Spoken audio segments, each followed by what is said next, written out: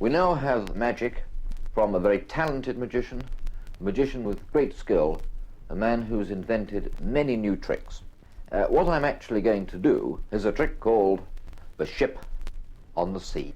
You're going to need 2 pieces of paper, each about the size of a banknote. You're also going to need an ordinary wooden pencil. Now, if you'd like to dash off and get those 2 pieces of paper and the pencil, I'll sing a song or tell a story whilst waiting for you. On the other hand, perhaps it might be better just to switch the record off until you get the items. Right. Have you got them? We're away. Take the first piece of paper. Now draw onto that piece of paper a few wavy lines, because that is going to represent the ocean or the sea. Just a few wavy lines. Put that piece of paper in front of you on a table. Place it so that it is parallel to your shoulders. Take the other piece of paper. On there, draw a ship. Any type of ship you like, but draw a ship. Now place that piece of paper on top of the other piece of paper, but at right angles to it, and pointing away from you, so it is rather like the letter T upside down. Take the pencil, put it near you, but put it on top of the 2 pieces of paper, and roll the pencil away from you, rolling the 2 pieces of paper round the pencil at the same time. Carry on rolling it away from you. When you've got all the paper on the pencil, stop. Then unroll it. Roll it back towards you, and you'll find an amazing thing has happened. The ship has sunk. It is now below the ocean.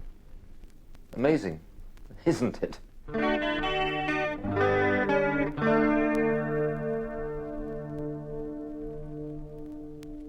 Hello, my name's Alex Elmsley. I'll show you a trick. It's called The Clock Runs Down. I expect you know that a pack of cards can be used as a calendar. There are 52 cards and there are 52 weeks in the year. 4 suits in the pack, 4 seasons in the year. 12 court cards in the pack, 12 months in the year.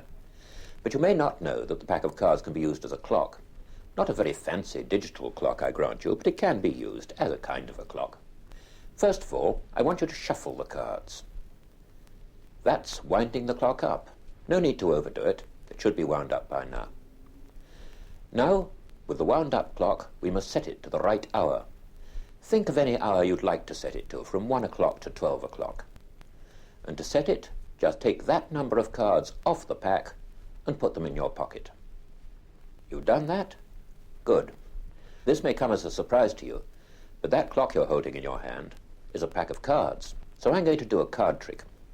I'm going to get you to think of a card, and I'll use the number that you've already thought of from 1 to 12. Hold the pack face down and look at the card at that number from the top of the pack. Don't move its position, just leave it where it is, look at it, and remember what it is in case you ever see it again.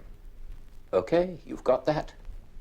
Square the pack up again, still keep holding it face down. Now I must find that card. To do that, I've got to let the clock run down. Unfortunately, that takes 12 hours, and although this is a long-playing record, it's not that long playing. But we have discovered a way of speeding up time. It's a magic spell. All we have to do is to spell the hours. Each time I give you a letter, one of the letters of one of the names of the hours, move the card from the top to the bottom. Ready? O. Move one from top to bottom. N. E. We spelt the hour 1. Now we'll do it again for 2 o'clock. T. W. O. Right? Now 3 o'clock. T. H. R. E. E. Good. 4 o'clock. F. O. U. R. We can speed it up a bit more if you like. There's no reason why we shouldn't count off all the cards for one particular number and put them at the bottom in a lump. We'll do that from now on. Ready for 5 o'clock. F. I. V. E. And put all those cards at the bottom together. S. I. X. All at the bottom. S. E. V. E. N. 7 o'clock, well into the evening. E. I. G. H. T. N. I. N. E. T. E. N. 10 o'clock, getting late now. E. L. E. V. E. N, 11 o'clock, T, W, E, L, V, E, 12 o'clock, midnight, the witching hour, the hour of truth. Now, do you still remember that card you looked at 12 hours ago? If you do, call out its name, nice and loud. Good. There should now be a chorus from the neighbours saying, "Shut that row, don't you know it's 12 o'clock? Now, turn over, the top card of the pack."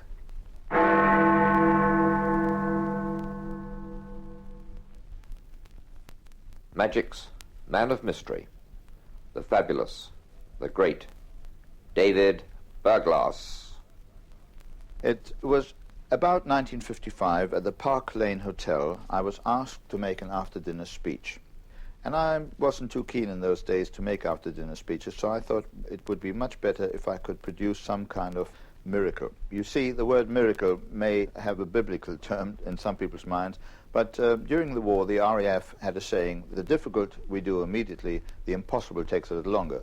When I started in magic, I had on my first brochure, "The impossible I do immediately, miracles take a little longer." So here was the opportunity to perform one of my so-called miracles. So let me just paint the scene for you so you get some idea of the layout of the room. In fact, if you look at the sleeve of this record, you will see a diagram which will help you visualize how the room was set out at the time. Imagine that the band is one end of the room with a concert grand piano in front of it and a well-known pianist playing the background music, whilst further along the room we have a long top table, and at the corner of the top table is myself, with various people spread around the room at round tables, but all towards one side of the room. Well, after the president or the chairman had made his speech, he called on me to speak. And I suppose out of politeness, the pianist stopped playing. And I said, no, please don't stop, continue, it doesn't disturb me at all. So he continued. And after I had talked for a few minutes, I said, "I have the feeling that you would prefer to see me do something rather than standing here talking." Everybody seemed to nod approval. So I grabbed somebody's cigarette that they were smoking, and I said, "Of course I could make a cigarette disappear like this." And I threw the cigarette up into the air where it disappeared in a great big flash of fire. I think most magicians will know how to do that, and it's quite spectacular, and of course it does get everybody's attention. Then I said, "Maybe that is not quite spectacular enough. I think I'll rather make something large disappear like this." And I look up at the chandelier. Now, in the room of the Park Lane Hotel, the ballroom, are three huge glass chandeliers. And as I looked up towards my left, to the last chandelier along the room, everyone looked up, of course. The chandelier suddenly starts to shake and to shimmer. The lights start to flicker. A woman starts screaming because it looks as if it's going to fall down. 2 or 3 other women start screaming. Panic sets in, and I say, well, obviously, that is far too dangerous. I'd rather make the piano disappear like this. And as I said like this, there's a great big bang from the bass drum of the drummer. Everyone immediately looks where the piano had been 2 seconds before, and it's gone. The pianist, quite a large, bald-headed, round man, is now lying prostrate on the ground as the piano seems to have dissolved under his fingers. There's a hushed silence for a few moments before everyone starts talking and looking around where the piano could have possibly have gone, because it was standing on a parquet floor, so there's no question of trapdoors. It wasn't covered. The doors are still shut, and there just seemed to be no explanation. People asked the manager of the hotel where he keeps his concert grand piano, and he denied that he had ever had one in the hotel. They asked the porter if any piano had been taken out. Again, he said no. I would have seen if anyone had taken a piano out. They even asked at the back door, and of course nobody had seen the piano. Well, we're recording this about 25 years later, and there are still people who saw the stunt, who were there that night, who are still talking about it and wondering. And unless they buy this record, they'll never find out. It just goes to prove that it's possible not just to misdirect one person, but a whole audience. In this particular case, there were 400 people there that night. So that's what we would call the ultimate lesson in misdirection. Now that's something to think about, and perhaps you ought to turn the record off just for a few moments whilst you think about this particular problem. Because the way I work is that I think of what I want to achieve first, and then I sit down and work out a way of doing it.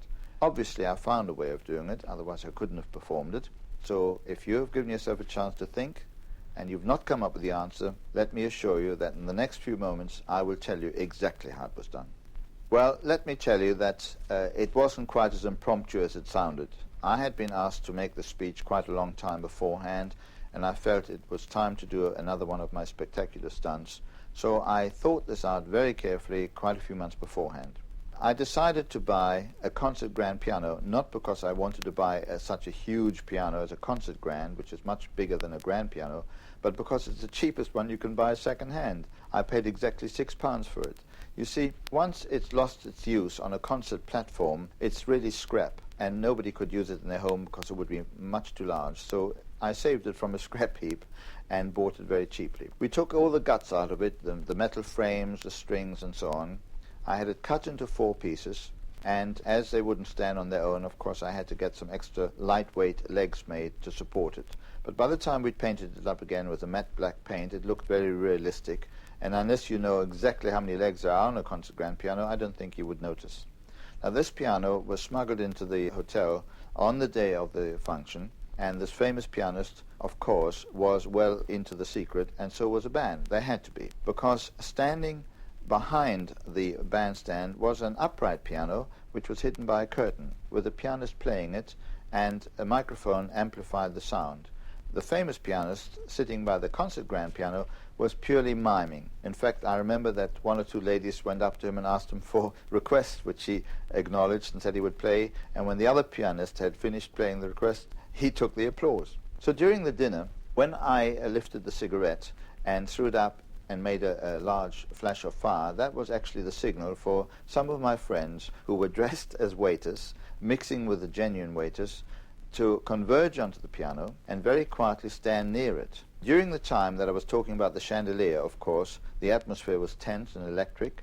Everyone was looking at the chandelier, because I defy you not to look at a chandelier that's shaking and shimmering, and I'll tell you how that was done in a moment. They just literally lifted the various pieces of the piano and moved out of the room. The doors were opened by some assistants outside and closed again.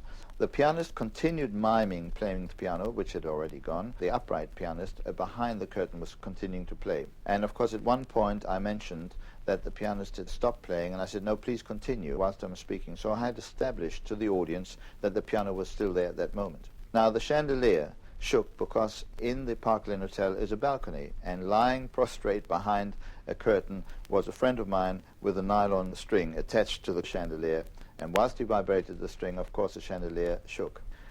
Further down in the cellar in the hotel, by the main switch, another friend with a walkie-talkie listening to everything I was saying, and at the appropriate moment he just wiggled the switch to get the lights of that particular chandelier to flicker and flash, so that it looked as if it was going to just about fall down. One lady had been asked to scream. 3 or 4 others joined in just for the fun of it, because once panic sets in, everyone will start screaming. At that moment, it was impossible for anyone in the room not to look up at the chandelier, and so they didn't notice these various friends dressed as waiters taking parts of the piano outside the room, where it was then taken 2 pieces out to the front door, 2 through the kitchen, and the keyboard, the most important part, which was easily recognizable, was left in a linen cupboard for 2 days, covered with some cloth, and nobody ever found out exactly how it was done.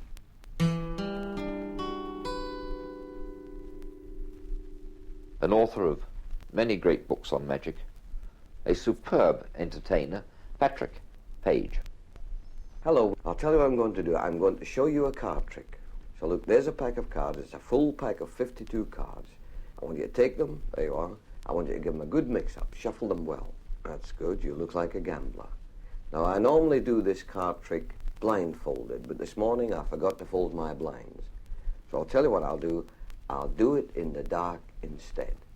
Now, you've got the cards. You've mixed them up. I'll reach over there and switch off the light. Oh, dear, it is dark, isn't it? Look, there's my hand. It's touching your arm there. Take any one of the cards out of the deck and place it on the palm of my hand. That's it. Thank you. I've got it now. Now, you don't know what that card is. It could be any one of the 52, because you've taken it out in the dark and you can't see what it is. Is that right? Well, would you believe it? You've actually given me the 10 of clubs. Would you like to put the light on again? There's the card. Pick it up. Turn it over. What is it? It's a miracle. Well, it's very simple. You cheat. Before I started, I actually took the 10 of clubs out of the pack and put it in my pocket. Now, when we did the trick, we were doing it in the dark.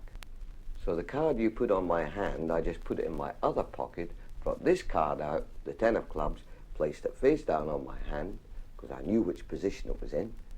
And when you put the light on and turned the card over, you thought you had given me the 10 of clubs. It's easy, isn't it?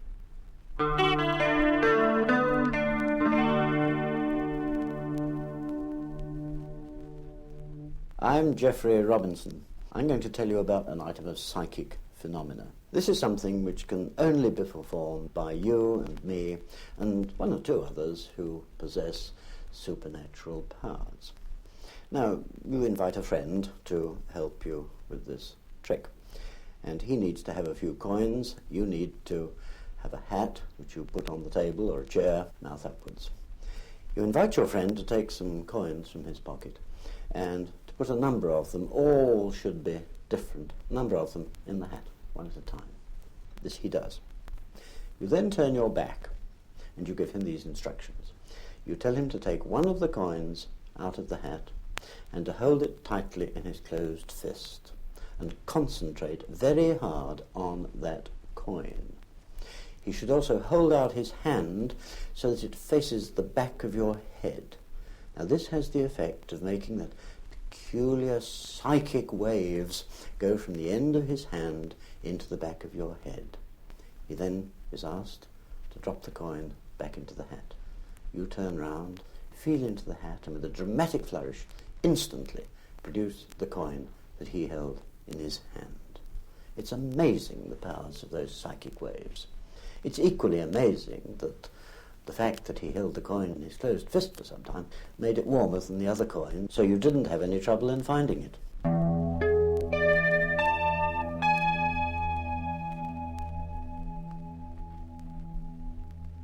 From Hungary, a great entertainer, a great performer. In fact, it's the Great Kovari. Ladies and gentlemen, boys and girls, goodbye. Let me now perform for you the illusion that I performed all over the world, number of times on television, the sewing a woman in half. Now I'm going to introduce you to this very large saw. This is a saw that people use to cut very big trees down with, but please don't worry, because I'm not going to do anything as cruel as cutting a tree down. All I will do, I will sew a lady in half. For that, of course, you need a table. There we have a table, and we also need a lady who will be sewn in half, and there she is, Andrea. Andrea, turn around, because I want everyone to say that you are still in one piece. Well, you know, the boys usually tell me after the shows that, it was easy. Before she comes on the stage, somebody sew her in half, and there is no trick. No, she's still in one piece. In fact, we are presenting this for a whole month now, and Andrea is my 32nd assistant. Yes, the last one's still in hospital. She's in ward 2 and 3. Well, Andrea, here you go, and good luck to you. Please lie down on the table, and with this stock, I will make sure that she now cannot run away. I put the stock on her feet and on her neck, so she now cannot get out of the box. Let me introduce you to the saw once again. This saw has 250 extremely sharp teeth on it. Ladies and gentlemen, here we go, or rather here she goes.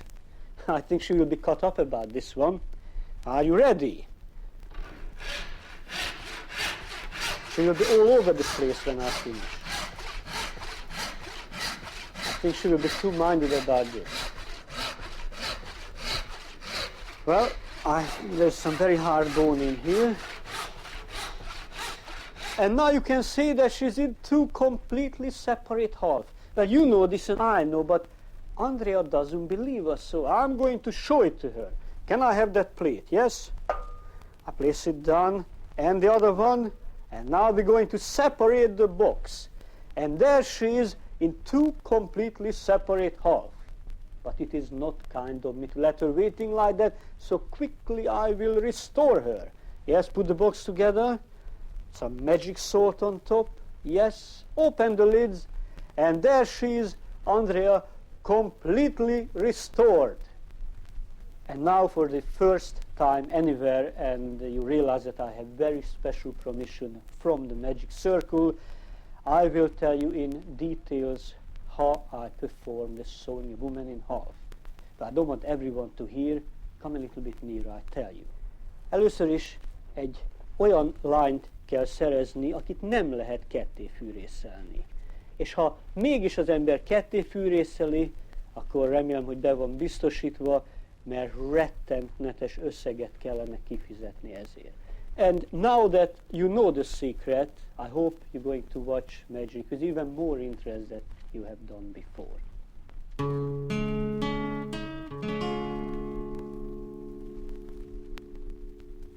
Hello, I'm Brian King. Here's a little trick with a watch. I think you'll like it. It's called the watch mystery. Now you'll need a watch that has ordinary sweep hands on them, not the digital type. You can use a clock or anything you like. Now look at the watch face. Say look at 4 o'clock. Now you'll notice that the hour exactly opposite is 10 o'clock. And if you add those two together, 10 and 4, you get 14. If you look at say 6 o'clock, the hour directly opposite is 12. You add those two together, you get 18. Now this time, this is for real, this is the trick happening now. I want you to look at any hour. Don't tell me. Well, you can't anyway. Look at any hour. Now look at the one directly opposite on the face. Now this time, subtract, not add, subtract those two numbers. Okay, you've got a number firmly fixed in your mind. Concentrate on it. You're thinking of 6. Now you're probably wondering how that's done. Well, it's very, very easy. If you take any two numbers on a watch face that are directly opposite each other, they subtract to 6. They add up to different numbers, and you can use that as misdirection when presenting it. Do just as I did, take people through it, explain that the numbers opposite each other add up to different numbers, and then ask them to subtract, and you'll always end up with 6. Have fun with it. Here's a little brain teaser I think you'll like. You'll need the 4 aces from a pack of cards. Lay them out in a row on the table in the following sequence. The ace of clubs to your left, followed by the ace of hearts, ace of diamonds, and lastly the ace of spades on the right. Now the ace of spades I call the dominant ace. I'd like you to hide it from me in the following way. Swap the positions of the ace of spades with the card immediately next to it. In this case, the ace of diamonds. No big mystery where it is at the moment. But I'd like you to do that again. Swap the positions of the ace of spades with the card either on the left or in its immediate right. It's up to you. Now, do that once more. I'm not sure where it is at the moment. I'll take a guess. Take away the card on the extreme right of the row. Now, once again, swap the ace of spades with the card immediately next to it. Going to the left or right, it's up to you. I'll take a guess again. Take away the card on the extreme left of the row. You're left with 2 aces on the table. Take away the card on its right, on the right of the row, that is. And if the dominant ace principle has worked, you should have the ace of spades staring you in the face. Now, I don't know how that's done. If you do it often enough and you get it right often enough, drop me a line and let me know. Have fun.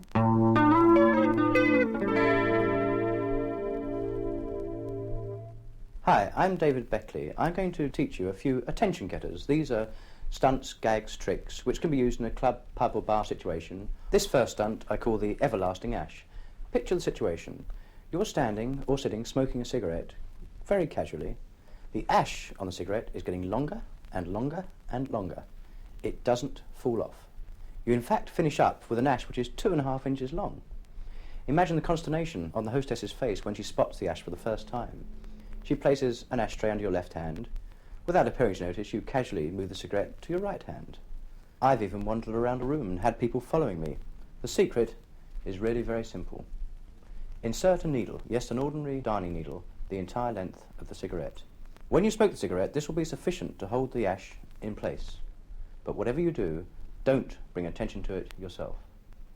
Still using a cigarette, the next stunt I call ouch. Picture yourself standing at a bar, casually smoking a cigarette, except you're holding the cigarette in the reverse position, with the lighted end towards you, which is usually between the first and second finger. You're talking away, bringing the cigarette up to the mouth, but never quite putting it in. The expressions on people's faces will be enough to tell you just how you're getting through to them. Do this 2 or 3 times. People may even say to you, "Hey, you're going to burn yourself." Now this is very important, and this is where you get a chance to use your acting skills. It must be timed so that if somebody says this, you can reverse the hand, that is, bring the cigarette up to the mouth with the back of the hand towards the mouth and smoke it in the normal way. The important thing is to play this absolutely straight, deadpan. Don't hurry it, don't draw it out too long. With practice, you'll get the timing just right and, of course, have a lot of fun. In passing, I'll mention a practical barman stunt. The number of times when you've poured a glass of beer out and the foam comes rushing over the top must be very frustrating. This is the way to stop it. Simply place the forefinger across the top of the glass as the foam comes up, and you'll find the foam will stop at your finger. Don't ask me how it works, but it works.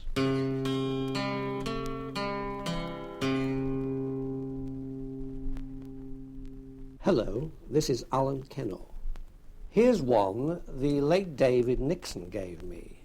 He couldn't do it, and you'll see why in a moment. It's a hair-raising trick.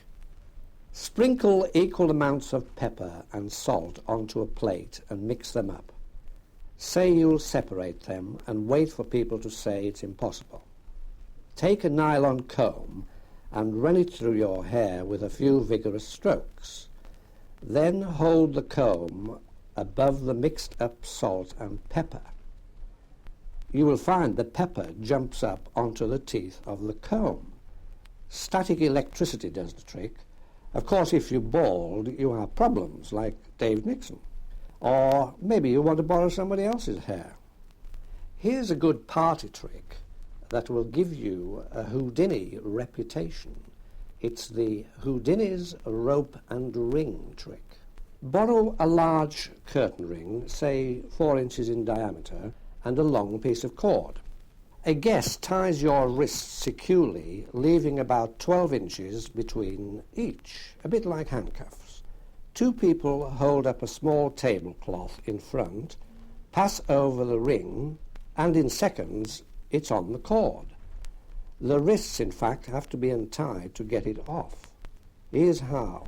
You need 2 identical rings, one large enough to slip over your wrists and hidden up the jacket sleeve. It's surprising how it doesn't show in a bulge. The other ring will have been handed to the host or hostess earlier with a request to produce it when asked. Anyone got a curtain ring to lend me is all you need to say at the start. Behind the cloth, the ring handed to you is popped in an inside pocket and the other slipped down the arm and on over the wrists and onto the cord, and the change is made. When you are skilled at this, you may like to try it in reverse. Have the ring on the cord at the start, slip it up the sleeve and produce the other from the pocket. It's escaped. But personally, I prefer the first method I've given you.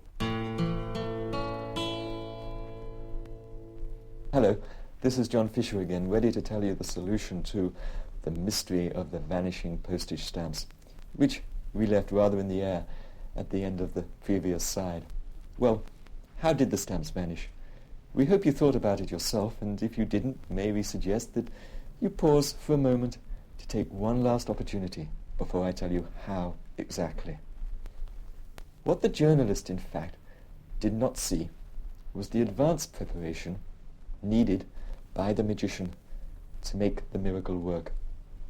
Before he kept his appointment with the reporter at the post office, the magician purchased another postal order of the same denomination as he was going to use later.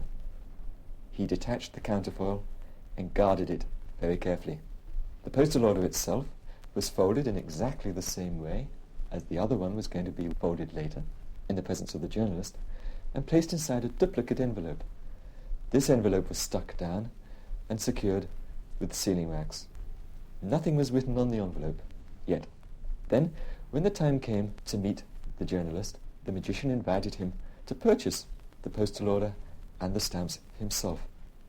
The magician tore off the counterfoil and asked the journalist to stick the stamps on the postal order. Now, while the journalist was busy with the sticking, the magician very casually switched one counterfoil for the other. Now, with the stamps stuck on, the magician asked the journalist to guard the counterfoil for later identification. But of course it wasn't the counterfoil that belonged to the postal order that the journalist was going to put into the mail. The magician folded this second postal order, as he had done the earlier one, inserted it into the envelope, making sure he can see that in no way was he going to switch the postal order. The envelope was sealed, and sealing wax was applied to the second envelope to match the sealing wax on the first one. At this point, the magician asked the journalist to nominate a friend and to give him his name and address, the person who's going to receive the postal order in the mail a day or two later. The magician himself wrote the details on the envelope, and as he did so, he committed them to memory. Why did he remember them? Well, the reason is simple. He was writing the name and address with vanishing ink. This is easily obtained from any reputable joke shop. Now, when the journalist, having posted this envelope, had said goodbye to the magician himself returns to the post office and with genuine ink of a matching colour rewrites the details, the name and address, exactly as before, on the duplicate envelope. This is posted in the same letterbox. Now, by the time the letters are sorted, the address on one envelope will have disappeared. Only the one without the stamps will be delivered. Isn't that quite ingenious?